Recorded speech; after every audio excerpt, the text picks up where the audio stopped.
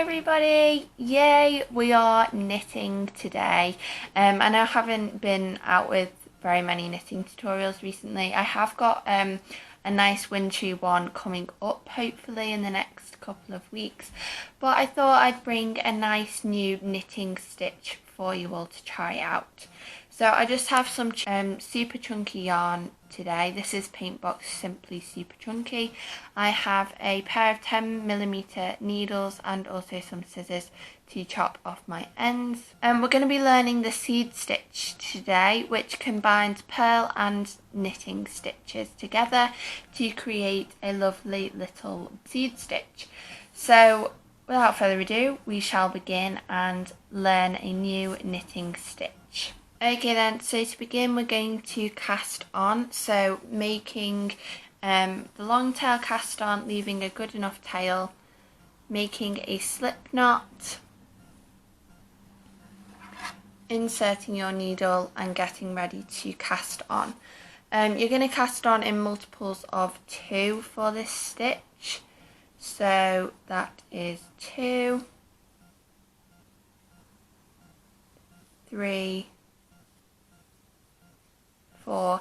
If you're a beginner and you do not know how to cast on, I will leave a link in the description box down below to my beginner knitting tutorial, so you can learn how to do the cast on and also learn how to knit and purl. So if you want to go and check those out, it would be helpful for this video. 2, 4, 6, 8, 9 and 10. So I'm just going to cast on 12 today so that I can show you a nice small swatch square, but you can cast on the total amount you're going to need for your project, or if you're having a bit of a practice then go for a smaller number like me to do a swatch practice square of the seed stitch. Okay then, so now we're ready to introduce our second needle. As I've said, this stitch consists of both the knit stitch and the purl stitch, so if you're unfamiliar with those, I will leave the link in the description box below. Okay then, so into our first stitch we're going to work a knit stitch. So insert your needle, yarn over, pull down and slip off. And there we have our first knit stitch. Now this is going to look very similar to the rib stitch. If you've checked that video out, you know that we do alternate knit, purl, knit, purl. It's going to be quite similar to that for the first row, but we do something slightly different along the second row to get the difference between the rib stitch and the seed stitch. So our second stitch is going to be a purl stitch though, so bring your yarn to the front and work down, yarn around, push through and off your needle, and there you've worked a purl stitch. Now you're going to bring the yarn to the back and we're going to work a knit stitch,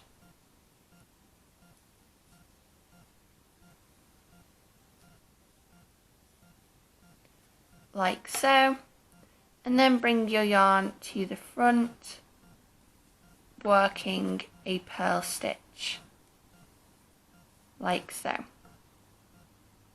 That is all you're going to do along the rest of your row. So work one knit stitch, one purl stitch, one knit stitch, one purl stitch, bringing your yarn to the front for a purl stitch and to the back for your knit stitch. Okay then, so I've just finished my row. I finished on a purl stitch, which, as I spoke about last video, you can tell by the little bump you've got, and then the next knit stitch is the little V you've got. So if we switch our needles around, you can see that we have the opposite side. So here we have the opposite side. So in our rib stitch video, what we would do is find the knit stitch, find the purl stitch, and we'd work the same stitch into that loop. So here we would work a knit stitch, then purl, then knit, purl, knit, purl, so that we get the rib stitch. But because we're doing the seed stitch, we have to actually work the opposite to the stitch from the previous row. So when you can see a knit stitch, which is the little V, you're going to work a purl stitch. And when you can see the little bump, which is the purl stitch, you're going to work the knit stitch. And what that does is create the little seeds, which is actually the purl stitches, and brings them out to get our seed stitch.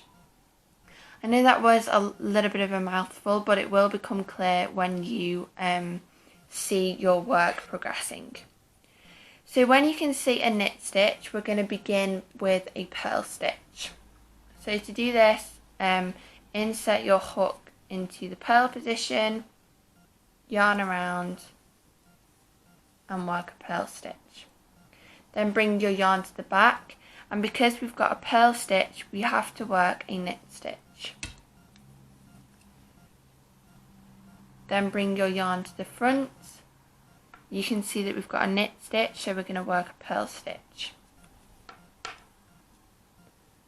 And bring your yarn behind. You can see that we've got a purl stitch here, so we're going to work a knit stitch. So as you can see, it's slightly different to the rib stitch because you're working the alternate stitch to what you did in the previous row. And what this does is brings out the stitches to create our seed stitch.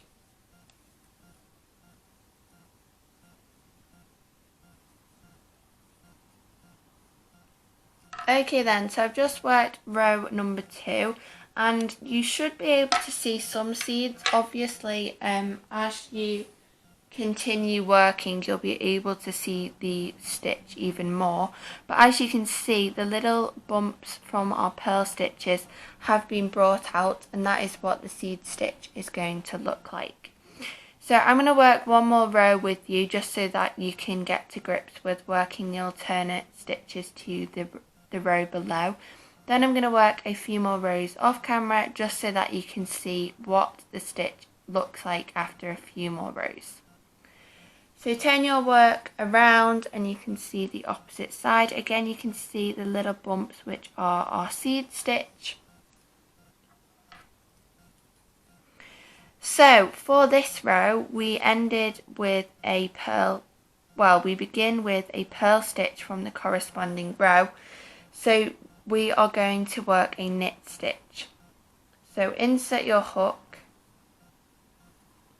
yarn over, and work a knit stitch. Then you can see we've got a knit stitch, so we have to bring our yarn to the front and work a purl stitch. Bring your yarn behind, working a knit stitch. Bring your yarn in front, working a purl stitch. So along the row, all you're working is knit, purl, just like so, but you're doing the opposite knit, purl to the row below. So if you start with a knit, purl, the row below will be purl, knit, if that's not too confusing.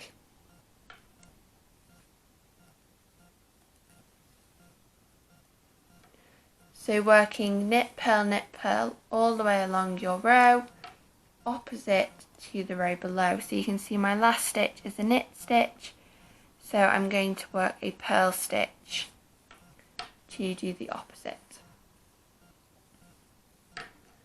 Okay then, so that is 3 rows of the seed stitch. I'm going to work a few more rows for you so that you can see the stitch being brought out even more. So go ahead and work a few more rows, or if you've got the hang of it, continue on with your pattern, and now you have your seed stitch. I will meet you back when I've done a few more rows just to show you what it looks like. Okay then everybody, so I've just worked a few more rows of this gorgeous stitch, and I'm just going to leave it here. So as you can see now, the seed stitches have been brought out, and you can see the little bumps which are our purl stitches. As you can see.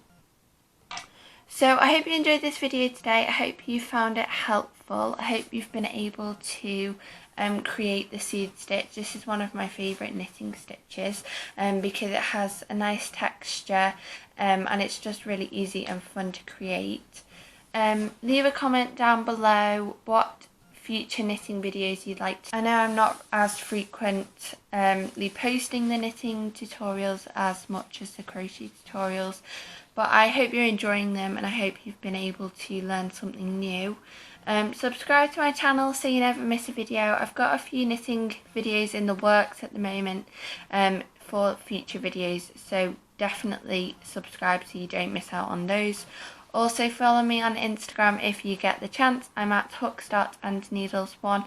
I will leave that in the description box down below, as well as all of the links that I've mentioned in this video. You can keep up to date with all of my crochet creations and also my knitting creations, and also know exactly what videos are going up and when. So thank you all, and I will see you very soon with another tutorial. Thank you all, keep crafting and have fun.